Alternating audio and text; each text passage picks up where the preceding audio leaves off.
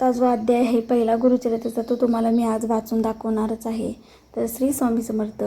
श्री गणेशाय नमः. श्री सरस्वती नमः. श्री गुरुवे नमः. श्री कुलदेवताय नमः.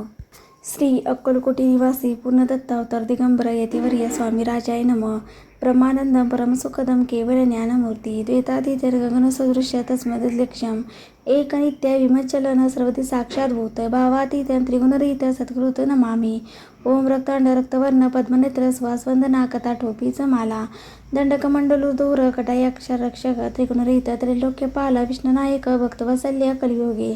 श्री स्वामी समर्थ अवतारक पायी मामा जय जय. श्री सागर विलासा माया चक्र चालका विनाशा शेषनशयनानंद वेशानात मातिता अनंता जो सकळे विश्वाचा जनिता समुद्रकन्या ज्याची कांता जो सर्व कारण करता ग्रंथारंभी नमो तया त्या महाविष्णूचा अवतार गजवदना शिवकुमार एकदंत परिषधर अगम्य लीला जयाची तया मंगलाशी साष्टांग नमन करुणी मागे वरदान स्वामी चरित्र सारामृत पूर्ण निर्वघे पुणे होय.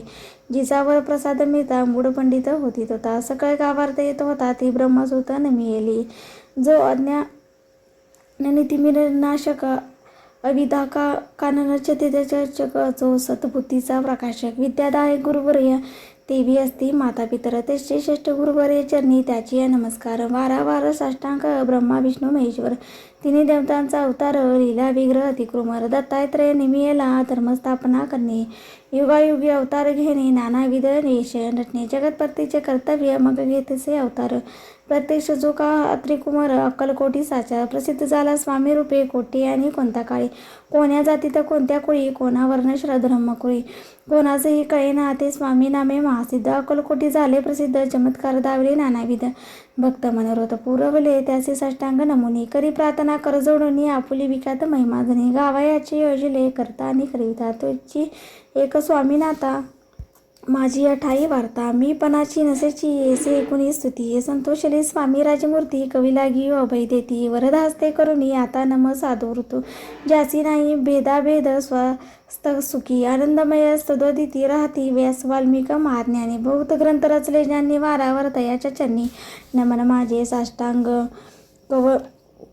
कवी कुल मुकुट वाचता स्नान मिल कवी कालिदास ज्याची नाट्यरचना विशेष प्रिय जगी झाले श्रीधर आणि वामन ज्यांची ग्रंथरचना पाहून ज्ञानी ती ही डोली विधिमान तयाच्या जन नमियेले ईश्वरचरणी जडले चित्त ऐसे तुकाराम आदिका भक्त ग्रंथरेंबी तयान मी वरद प्रसादा कारणे अहो तुम्ही संतजनी मज दिनावरी कृपा कोणी आम्हा हृदयस्थन राहून ग्रंथरचना करावी आता करून म्हणजे का श्रोते विचक्षण महाज्ञानी आणि विद्वान श्रवणी सादर बैसले परी हे अमृत जाणून आदर करावा जी श्रवणी असे माझे असंस्कृत वाणी ती इकडे ते पाहावे स्वामींची लीला बहुत असती प्रसिद्ध लोकांत त्या सर्व वर्णिता ग्रंथ पसरले समुद्राचा त्या महायुद्धातून पाही अमलभुक्त फळे घेतली काय द्यावे अमान संज्ञेय अनुमान काही न करावा इति श्री स्वामीचरि सारामृत नाना भाकृत कथा संबंध आदरे भक्त परिसुत प्रोमोध्याय गोढहा इति श्री स्वामीचरि साम्रामृते मंगलाचरण नाम प्रथमध्ये गोढहा श्री शंकरार्पणमस्तु श्रीपादवल्लभार्पणमस्तु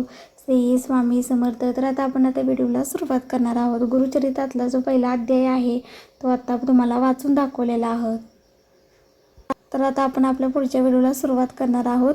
गुरुचरित्राचा जो पहिला अध्याय आहे तुम्हाला मी वाचून दाखवलेला आहे. असं जर तुम्ही अध्याय जर वाचले तर तुम्हाला हे जे फळ आहे ते तुम्हाला नक्कीच मिळेल. महाराजांनी नक्कीच फळ तुम्हाला देतील. संपूर्ण गुरुचरित्र अध्याय वाचायला वेळ नाही तर हा एक ग्रंथ वाचा. संपूर्ण ग्रंथाचे पुण्याचे फळ मिळेल. सर्वांना श्री स्वामी समर्थ. तर आजच्या व्हिडिओमध्ये मी तुम्हाला सांगणार आहे गुरुचरित्राचे पारायण कसे करायचे किंवा कोणता एक अध्याय वाचल्यानंतर तुम्हाला त्याचे पुण्य फळ मिळेल. तर आता व्हिडिओला आपण सुरुवात करणार आहोत. त्याआधी चॅनलवरती जर कोण नवीन असेल तर व्हिडिओला सबस्क्राईब करून घ्या, लाईक करा, जास्तीत जास्त स्वामी भक्तांपर्यंत हा व्हिडिओ शेअर करा. तर आता आपण व्हिडिओला सुरुवात करणार आहोत.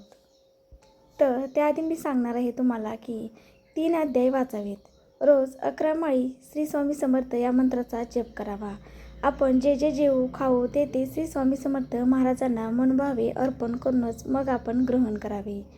प्रांतकाली उठताना, रात्री झोपताना व हेके देखील ही श्री स्वामी समर्थ मंत्र महाराजांचे स्मरण करावे. श्री स्वामी समर्थ महाराजांची रोज नित्य आरती करावी. आपले आचार विचार धर्म संस्कृतीप्रमाणे असावेत. मद्य मांस वर्ज्य परस्त्री मानते समान. माता पिता यांच्याबद्दल आदर व त्यांना संतोष होईल असे वागावे. थोरांचा मान ठेवावा. सर्वांशी नम्र भावाने वागावे. सद्गुरू प्रणीत मार्गावर अन्यश्रद्धा ठेवून इतरांनाही फलदायी व अनमोल मार्गावर जास्तीत जास्त संख्येने सामील होण्यास प्रोत्साहन द्यावे. कुलदेवतेचे रोज स्मरण नमन करावे. कुलाचार पाळावेत. रोजच्या रोज घरी पंचमहायज्ञ करावा. श्री स्वामी समर्थ महाराजांच्या दर्शनात जाताना हार फुले अगरबत्ती श्रीफळ व प्रसाद ठेवून यतिविधी दर्शन घ्यावे. उपास देवतेची आराधना ध्यानपूर्वक करावी. अधिष्ठान श्री स्वामी समर्थ महाराजांचे असावे. काम्यसेवा संकल्पपूर्वक असावी. श्री स्वामी समर्थांचा गुरुचरित्राचा जो पहिला एक अध्याय आहे किंवा दुसरा 3 हे जर एक म्हणजे 3 जे अध्याय आहेत ते जर तुम्ही वाचले तर त्याचे तुम्हाला पुण्याचे जे फळ आहे स्वामींचा जो आशीर्वाद आहे तो तुम्हाला मिळणार आहे. पण महत्त्वाचे 3 अध्याय वाचणे खूपच गरजेचे आहे. तुमच्या मनातील कोणतीही जी काही इच्छा आहे ती जर पूर्ण व्हावी असे वाटत असेल तर गुरुचरित्र पारायण वाचणे खूप शक्य आहे. जर तुम्ही गुरुचरित्र पारायण जर वाचले तर त्याचे फळ जे आहे ते तुम्हाला लवकरच मिळणार आहे. फक्त तुम्ही कोणत्या कामासाठी हे गुरुचरित्राचं वाचन पारायण सोहळा करणार आहे ते स्वामींना सांगणं खूप गरजेचं आहे. स्वामींना सांगायचं की स्वामी आजची माझी जी ही इच्छा आहे ती मी पूर्ण होण्यासाठी आजचं हे पारायण सुरू करत आहे. तर त्याचं जे इच्छेचे जे फळ आहे ते मला तुम्ही निश्चिंत द्या. स्वामींना ही आराधना जी प्रार्थना आहे ती तुम्ही आधी करा. शक्यचे अशक्य ते करतील स्वामी महाराज आपल्या पाठीशी सदैव असतात. कोणतीही सेवा करण्यापूर्वी एक वेळा श्री स्वामी स्तवन वाचावे. श्री गणेशाय नमः. श्री सरस्वती नमः. श्री गुरुभे नमः. श्री कुलदेवताय नमः. श्री अक्कलकोट निवासी पूर्ण दत्तावतार दिगंबर यतिवर्य स्वामी राजाय नमः. ब्रह्मानंदम परमसुखदम केवल ज्ञानमूर्ती देतादित्यर्गसदृश्य तस्मद्विलक्षम एक नित्य विमलचलन सर्वते साक्षात भूती भावादित्य त्रिगुणदित्य सद्गुरुती नमामि. ओम रक्तांग रक्तवर्ण पद्मनेत्र सुवास वंदना कथाटोपी चमाला दर्शन कंडल मूलधर कटाईक्षरा रक्षक त्रिगुणरीती त्रैलोक्य बाला विष्णुनायक भक्तवत्सल्य कलियुग श्री स्वामी समर्थ व धारक यमी पमी मामा पाही माम. ह्या प्रार्थना जी आहे ती स्वामींची स्वस्तवनांची करून घ्यावी. हे ईश्वरा सर्वश्रेष्ठ तेजस्वरूपा आम्ही सर्व तुझे ध्यान करतो. आम्हा सर्वांचे बुद्धी सन्मार्ग व शुभ कार्यासाठी प्रज्वलित कर. हे ईश्वरा विश्वाच्या सर्व दुःखावर विजयाचा मार्ग दाखवणारा गुरुच ब्रह्म्या होय. तोच विश्वव्यापक सर्वज्ञ विष्णू व महादेव होय. परमसत्याचा मार्ग दाखवणारा गुरु साक्षात परब्रह्म होय. तुला आम्ही नमन करतो. हे ईश्वरा आमचे विचार तन मन शुद्ध असू दे. अध्यात्माचे विचार स्मरणशक्ती सतत आमच्या मनात ठेवल राहू दे. आत्मा अमर आहे हे सर्वोच्च सत्य आहे याची जाणीव निर्माण कर. सुख दुःख जय पराजय अशा अपयशातून आमच्या मनातील धैर्य स्थितप्रज्ञता लाभू दे. अशी प्रार्थना स्वामी महाराजांना करायची. कोणतीही अडचण असेल तर तुम्ही स्वामी महाराजांना सांगू शकाल. स्वामी महाराज स्वतः तुमची जी काही अडचण आहे ती लवकरच दूर करतील. आता बघा बऱ्याचदा ही पारायणाला सुरुवात करत असतात पण त्यांनाही अनुभव बराच आलेला असतो की स्वामी महाराजांनी त्यांना बराचसाच अनुभव दिलेला असतो की त्यांची काय असते की एखादी इच्छा असते की मला ह्यासाठी मला हे पारायण आहे ते करायचं आहे स्वामी महाराजांचं. तर पारायण करताना स्वामी महाराजांना निवेदन ठेवणं खूप गरजेचं आहे. आपण कशासाठी करतो हे महाराजांपर्यंत सांगणं खूप गरजेचं असतं. महाराजांना सर्व काही कळतं. ब्रह्मांडाचे ते नायक आहेत. पण आपण कशासाठी हे जे पारायण आहे ते करत आहोत गुरुचरित्राचं जे वाचन आहोत ते करत आहोत हे महाराजांना कळलं पाहिजे की माझी ही काम पूर्ण व्हायचं आहे माझी ही इच्छा आहे. ह्यासाठी आपण जे स्वामीचरित्र स्वामींचं जे गुरुचरित्र पारायण आहे ते जे वाचत आहोत ते स्वामी महाराजांना सांगणं खूप गरजेचं आहे. लवकर सकाळी उठून अंघोळ वगैरे सहन करून या पारायणाला सुरुवात करणं खूप गरजेचं आहे.